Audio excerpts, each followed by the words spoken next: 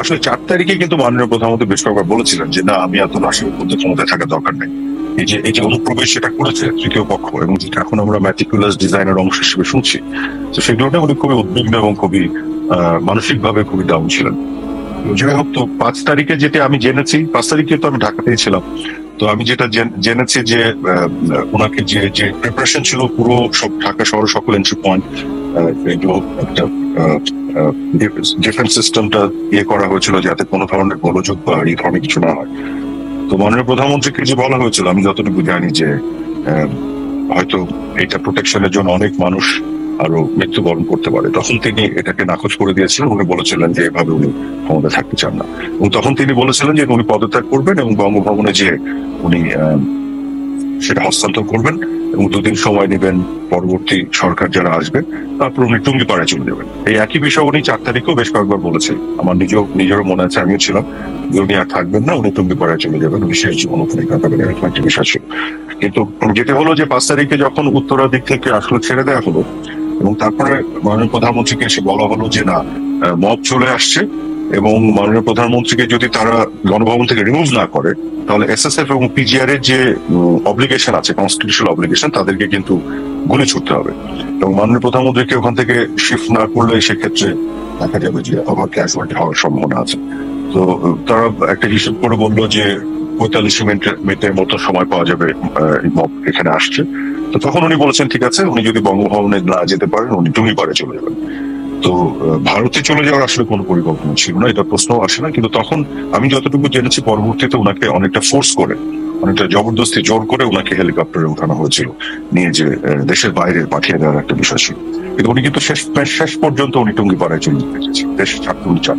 এবং এটা যেটা বলা হচ্ছে যে উনি দেশ ছেড়ে চলে গেছেন, পালিয়ে গেছেন, যে শব্দগুলো ব্যবহার করা হচ্ছে না, ভবিষ্যতে এগুলো বের হবে, উনাকে জোর করে বাধ্য করা হয়েছিল। আমরা যেটা শুনতে পাচ্ছি বা যেটা বলা হচ্ছে যে তিনি আরো মানে গুলি করে হলো, আরো হতাহত করে হলেও তিনি ক্ষমতায় থাকতে চেয়েছিলেন, এমনকি তিনি কোনোভাবেই পদত্যাগ করতে রাজি ছিলেন না। রেহানাকে দিয়ে অনুরোধ করানো হয়েছিল। শেষে সজীব ওয়াজেদ জয়ের কারণ হচ্ছে একেবারে মিথ্যা কথা। কারণ উনি তো 4 তারিখেই আপনার বিকেলের পর থেকে কয়েকবার আমাদেরকেই বলেছিলেন উনি আর থাকতে চান না। উনি এভাবে বলছিলেন যে আমি দেশ চালাতে পারছি না, এত হচ্ছে, ওদের এত খারাপ হচ্ছে, ওরা দেশ চালান, আমি টুঙ্গিপাড়ায় চলে যাবো। উনি ক্ষমতা ছেড়ে দিতে 4 তারিখে বেশ কয়েকবার বলেছিলেন। কাজে এগুলো একেবারেই, আমরা যারা প্রত্যক্ষদর্শী আমরা জানি এগুলো একেবারে মিথ্যা কথা। এবং যেটি হয়েছিল, যেটি সজীব ওয়াজেদ জয়কে ফোন করে তাকে যেটা বোঝানোর ব্যাপার ছিল সেটা হচ্ছে উনি দেশ ছাড়তে যাচ্ছিলেন না, উনি ক্ষমতা তো আগের দিনই ছাড়তে চেয়েছিলেন। এবং উনি বলেছিলেন উনি পদত্যাগ পত্র লিখে সাইন করবেন রাষ্ট্রপতির কাছে, যে উনি এটা হস্তান্তর করবেন এবং পরবর্তী সরকার যে আসবে যেভাবে আসবে সেটা উনি ওভারসি করবেন। কিন্তু তারা যখন তাকে জোর করে বঙ্গভবন থেকে বের করে দেশের বাইরে পাঠাতে চাচ্ছিল, সেই সময় উনি এটা জিদ করেছিলেন উনি দেশের বাইরে যাবেন না। তখন ওই শেখ রেহানাকে বোঝানোর ব্যাপার বা জয়কে ফোন করা হয়েছিল, এই বিষয়গুলো ঘটেছে। কিন্তু আগের দিনও 4 তারিখ উনি বারবার বলেছেন উনি থাকবেন, এবং উনি বারবার একই কথা বলতেন উনি টুঙ্গিপাড়ায় চলে যাবেন। আমরা বরং 2-1 বলেছিলাম যে আপনি টুঙ্গিপাড়ায় চলে যাবেন, ক্ষমতায় থাকবেন না, ওরা তো আসলে আপনাকে হত্যা পরিকল্পনা করছে। সামনে আছে একটা আন্দোলন, আর পেছন থেকে তো বিভিন্ন ধরনের জঙ্গি এবং এসব সন্ত্রাসীদেরকে নিয়ে এক ধরনের ওনাকে হত্যা করার পরিকল্পনা ছিল। তো এই ধরনের অনেক কমপ্লিকেটেড একটা সিচুয়েশন ছিল 4 তারিখ 5 তারিখে পড়তে। এইগুলো সত্য আস্তে আস্তে ধীরে ধীরে বের হবে ভবিষ্যতে। আরেকটা জিনিস ধরেন 3 তারিখে সেনাপ্রধান এবং তাদের সেনাবাহিনীর যে বৈঠকটি হয়েছিল সেখানে কিন্তু ঘোষণা দেওয়া হয়েছিল, রীতিমতো ঘোষণা দেওয়া হয়েছিল যে তারা কোনোভাবে গুলি চালাবে না। আপনারা কি তারপরে বুঝতে পারেন না যে সময় ফুরিয়ে গেছে? না, কারণ গুলি চালাবেন কেন? আমরা তো গুলি চালানোর কথা বলি নাই। ওনারা বলেছিলেন যে জনগণের উপরে গুলি চালাবেন, এবং আমরা কি চেয়েছি? আমরা তো বলেছি জনগণের উপরে কোনোভাবেই গুলি চালানো যাবে। কাজে তার অবস্থান আমাদের অবস্থান তো একই ছিল। এবং 4 তারিখে তো আমাদের জাতীয় নিরাপত্তা কাউন্সিলের মিটিং হয়েছে। সেই 4 তারিখে সেই মিটিং আমি ছিলাম, সেনা প্রধান ছিলেন, 3 বাহিনীর প্রধান ছিলেন, নিরাপত্তা উপদেষ্টা এবং সবাই বিভিন্ন সংস্থার প্রধান ছিলেন, মাননীয় প্রধানমন্ত্রীর নেতৃত্বে মিটিং হয়েছে। সেখানে তো সেনা প্রধান বক্তৃতা দিয়েছিলেন। কাজে সেখানে তো বলা হয়েছিল যে যতগুলো কি পয়েন্ট ইনস্টলেশন আছে এবং ঢাকা শহর ক্ষেত্রে রক্ষা এবং প্রোটেকশন দেয়া, কোথা থেকে ধ্বংসযোগ্য এবং আক্রমণ থেকে প্রোটেকশনের দায়িত্ব তো এটা আইন শৃঙ্খলা বাহিনী। তো সেই একটা শহরকে, একটা রাষ্ট্রকে আপনার সুরক্ষা দেয়া আর জনগণের উপর গুলি চালানো, দুটো তো দুই জিনিস। ওইটার মধ্যে আপনি এই মেসেজ তো পাওয়ার কোনো সুযোগ নেই, কারণ আমাদের অবস্থান তো সবসময় ছিল যে কোনোভাবে যাতে ক্যাজুয়ালিটি না হয়, কোনো হতাহত না হয়। কারণ 16 তারিখে যখন প্রথম 6 জনের মৃত্যু হলো, আমরা তখন শক হয়ে গেছিলাম কোথা থেকে এই ঘটনাগুলি কিভাবে ঘটছে। তারপরে তো আমরা এগুলোকে ইনভেস্টিগেশনের জন্য বললাম, এবং মাননীয় প্রধানমন্ত্রী কিন্তু জুডিশিয়াল কমিটি গঠন করে দিলেন, ইউনাইটেড নেশনসকে বললেন, জাতিসংঘকে বললেন আমাদেরকে সহযোগিতা করতে। আমাকে দায়িত্ব দেওয়া হচ্ছিল, আমি নিজে বিভিন্ন সংস্থা, পৃথিবীর বিভিন্ন সংস্থার সাথে যোগাযোগ শুরু করেছিলাম ফরেন্সিক এক্সপার্ট এদেরকে আনার জন্য, একটা আন্তর্জাতিক তদন্ত করতে যে কেন এরা এই ঘটনাগুলি ঘটছে, কিভাবে ঘটছে। কারণ যতগুলি হতাহত হচ্ছে এবং মৃত্যু হচ্ছে, এটা তো আমাদের বুকের উপরে এসে ভারী হয়ে যাচ্ছে। আমরা তো সরকারে তখন এর দায়িত্ব আমাদেরকেই নিতে হয়, যে কারণে আমরা তো চাচ্ছিলাম না এই ঘটনা ঘটুক। আমরা তো চাচ্ছি যে টেনশনটা ডিফিউজড হোক, আমরা চাচ্ছি যাতে এই ঘটনাগুলি না ঘটুক। এবং কিন্তু যে পক্ষ চাচ্ছিল যে আরো মৃত্যু হোক, আরো হতাহত হোক, আরো টেনশন বাড়ুক যাতে সরকার পড়ে যায়, এটা তো অন্য পক্ষ চাচ্ছিল। আমরা তো এটা চাইনি। আমরা কেন গুলি ছোড়ার কথা বলবো, এবং গুলি ছোড়ার যে হবে না এটা তো আমাদেরই সিদ্ধান্ত। এটা শুনে কেন আমরা অন্য কোনো মেসেজ নিব, এটা নিয়ে তো কোনো প্রশ্ন আসে। ধরুন 16 তারিখ আপনি বলছেন যে 16 তারিখ 6 জনের মৃত্যুর পরে আপনারা শক্ট হয়ে গেছিলেন, তো 16 তারিখ থেকে 5 তারিখ প্রায় 3 সপ্তাহ, এর মধ্যে কিন্তু ওই 16 তারিখে মাত্র 6 জনের মৃত্যু, এরপরে প্রায় জানেন যে কি পরিমাণ অন্তত মানে বাংলাদেশের সরকারি হিসেবেও 800-র উপরে এই সংখ্যা নিয়ে নানা রকম মতভেদ আছে, কিন্তু অনেক প্রাণহানি হয়েছে।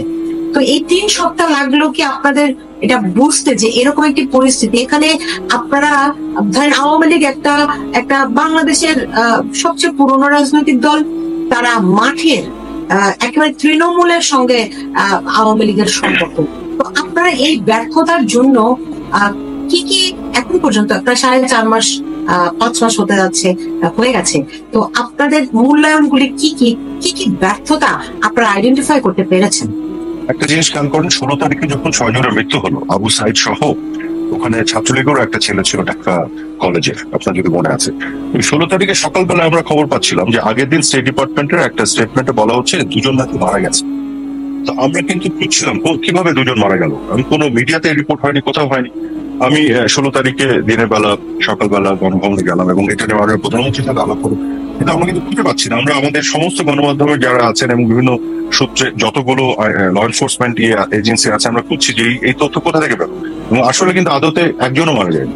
তারপরে হুট করে একটার পর একটা মৃত্যুর খবর আসা শুরু করলো 16 তারিখে, এবং আমরা পুরো শক্ট হয়ে যাচ্ছি। মাননীয় প্রধানমন্ত্রীকে আমি দেখেছি, উনি কিন্তু প্রচন্ড ভাবে শক্ট হচ্ছিলেন যে বিষয়টি কি, যে কারণে পরবর্তীতে পরের দিনই উনি জাতির উদ্দেশ্যে ভাষণ দিয়ে উনি কন্ডোলেন্স এক্সপ্রেস করলেন, সরি বললেন, উনি আপনার জুডিশিয়াল কমিটি করার ঘোষণা দিলেন এবং সতর্ক হতে বললেন অভিভাবক এবং শিক্ষকদের যে আপনাদের সন্তানদের কিন্তু প্রোটেকশন দিয়ে রাখতে হবে, এই ঘটনাগুলি ঘটে যাচ্ছে, হ্যাঁ আমাদের কিন্তু সাবধানে থাকতে হবে।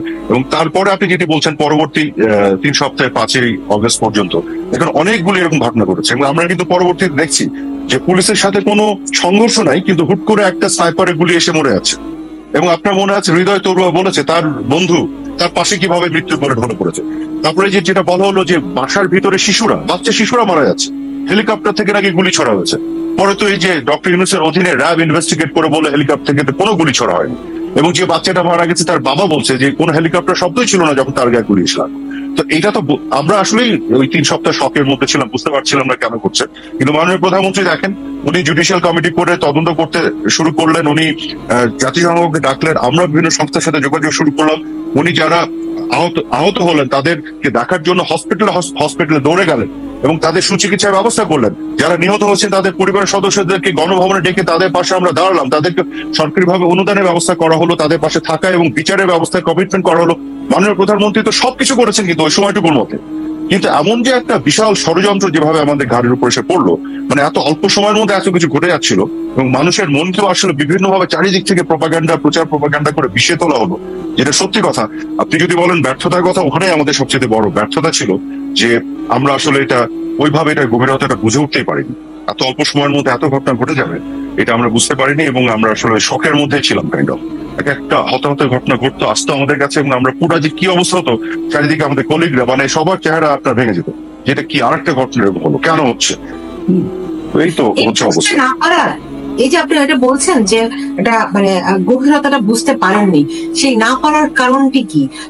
এরকম কি হতে পারে আপনারা একটা বিচ্ছিন্ন হয়ে গেছিলেন মানুষের কাছ থেকে, মানুষের পালসটা ধরতে পারছিলেন না? আবার অনেক সময় সবাই বলে যে আওয়ামী লীগ মানে অনেক পুরনো দল হওয়ার কারণে আওয়ামী লীগ হচ্ছে গিয়ে যখন বিরোধী দলে থাকে আওয়ামী লীগ তখন সবচেয়ে বেশি শক্তিশালী থাকে, সরকারে যখন থাকে তখন আওয়ামী লীগকে বলা হয় দুর্বল, আর টানা যখন 15 বছর ধরে ক্ষমতায় তখন মানুষের সঙ্গে তার বিচ্ছিন্নতা তৈরি হয়েছে কিনা, এই বিষয়গুলি আপনারা মূল্যায়ন করেছেন কিনা? দেখুন, আমি যেটা বলছি সেটা হচ্ছে যে গভীর ষড়যন্ত্র হয়েছে সেটা আমরা বুঝতে পারিনি ওইভাবে।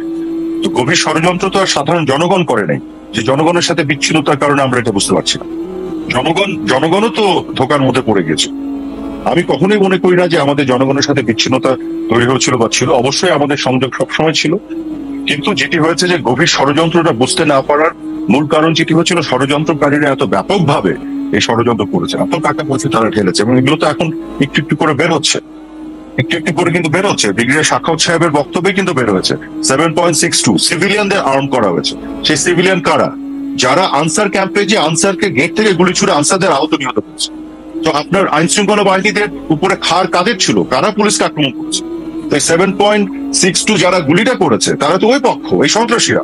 তো এই জিনিসগুলো কিন্তু বুঝে ওঠা একটু কষ্টই ছিল তখন। তো সেটা আমাদের অবশ্যই ব্যর্থতা ছিল, এবং অবশ্যই আমি মনে করি আমাদের দায়ও ছিল, দায় আমাদের নিতে হবে। আমরা যখন সরকারে ছিলাম আমাদের দায় আছে, কিন্তু এই দায় স্বীকার করেছিলাম বলেই আমরা জুডিশিয়াল কমিটি করেছিলাম তদন্তের জন্য, জাতিসংঘকে আহ্বান জানিয়েছিলাম, প্রত্যেকটি আহত নিহত পরিবারের পাশে দাঁড়িয়েছিলাম, আহতদের পাশে মাননীয় প্রধানমন্ত্রী গিয়েছিলেন, তাদের সুচিকিৎসার ব্যবস্থা করেছিলেন। আমরা দায় নিয়েছিলাম বলেই এই কাজগুলি আমরা করেছিলাম, এবং এখনো আমরা বিচার চাই। আমাদের কথা হচ্ছে যে বিচারটা হতে হবে। আমরা যে জুডিশিয়াল কমিটি করেছি সেই জুডিশিয়াল কমিটি ভেঙে দিয়েছে সরকার। কেন? এখন পর্যন্ত তারা কোনো কমিটি করেনি তদন্তের জন্য। জাতিসংঘকে যে আমরাই তো ডেকেছিলাম, তারপরে যাই হোক তারাও ডাকতে বাধ্য হলো, কিন্তু এখন জাতিসংঘকে তারা তথ্য দিচ্ছে না। আপনি কিছুদিন আগে দেখেছেন রিপোর্ট হয়েছে, জাতিসংঘ কিন্তু খুবই, তাদের যে ফ্যাক্ট ফাইন্ডিং টিম কিন্তু খুবই হতাশ যে তারা কোনো কোঅপারেশন পাচ্ছে না। তো কেন এটা হচ্ছে বলেন? মাঝখান দিয়ে আবার কি হলো যে ইন্ডেমনিটি দিয়ে দিল। কেন ইন্ডেমনিটি? আমরা তো সকল হত্যাকাণ্ডের বিচার চেয়েছিলাম। আপনি আমাকে বলেন যে এই 5 তারিখের পরে যে ঢাকা ইউনিভার্সিটির তোফাজ্জল, বা আপনার জাহাঙ্গীরনগরের যে স্বামী, বা রাজশাহী ইউনিভার্সিটির মাসুদ, বা এই যে কিছুদিন আগে রায়হান এবং মাসুদ রানা যারা জয় বাংলা লিখেছিল, একজন রেকর্ড করেছিল, খুবই মেরে ফেললো, এগুলো দায় নিবে ইউনুস সরকার? শত শত আওয়ামী লীগের নেতা কর্মীকে যে হত্যা করা হলো 5 তারিখের পরে, এত পুলিশ হত্যা করা হয়েছে, এই পুলিশের পরিবারের সদস্যদের তাদের অধিকার আছে না বিচার চাওয়ার? তারা এগুলো দায় নিবে? নিচ্ছে। আমরা তো নিয়েছিলাম, আমরা তো তদন্ত করেছিলাম, আমরা তো পাশে দাঁড়িয়েছিলাম। এই সরকারের ভূমিকা নিয়ে আপনার কাছে আমি ফিরবো, আমার অনেকগুলো প্রশ্ন আছে, কিন্তু মানে 5ই আগস্ট এবং ওই সময়কার ঘটনাগুলিতে এখনো আমাদের অজানাই। তখন সেনাবাহিনীর ভূমিকা আপনারা কিভাবে মূল্যায়ন করছেন, এবং আপনাদের কাছে কি পুরো পরিস্থিতি সম্পর্কে কোনো গোয়েন্দা প্রতিবেদন কি ছিল নাকি ছিল না? গোয়েন্দা তো আসলে এইভাবে কাজ করে না যে পুরো পরিস্থিতি নিয়ে। হ্যাঁ, একটা তো ছিল, আমাদের তো গোয়েন্দা সংস্থাগুলো তো জানা ছিল যে আমাদের একটা মিটিংও হয়েছিল পররাষ্ট্র মন্ত্রণালয়, আমি সেই মিটিং এ ছিলাম। এটা আরো আপনার অগস্টের শুরুতে মনে হয়, বা জুলাই শেষের দিকে, যেখানে কিন্তু প্রতিবেদনগুলো দেওয়া হয়েছে যে যেভাবে মানে আপনার ইভেন ঢাকা থেকে চিটাগংয়ে যে তেলের যে ট্যাঙ্ক বাহী যে গাড়িগুলো সেগুলোকে আক্রমণ করা হয়েছে, তেলের যে বিভিন্ন ডিপোগুলো সেগুলো আক্রমণ করা হয়েছে, জেলের মধ্যে জেল ব্রেক করে ঢুকে জঙ্গিদের বের করে নিয়ে আসা হয়েছে 800 কয়েদি। তো এগুলো কিন্তু পুরো একটা, আমরা কিন্তু আজ করতে পারছিলাম না একবার, সেটা না করছিলাম যে এগুলো তো কোনো শান্তিপূর্ণ আন্দোলনের লক্ষণ না, এখানে তো একেবারে জঙ্গিবাদী একটা মহাপরিকল্পনা নিয়ে তারা নেমেছে এবং এক ধরনের যুদ্ধ ঘোষণা করে। এবং আজকে কিন্তু তারা এটা স্বীকার করছে যে এত পুলিশ হত্যা না করলে, ধ্বংসযজ্ঞ না চালালে আপনার এভাবে কি তাদের নাকি তাদের কথিত বিপ্লব সফল হতো না।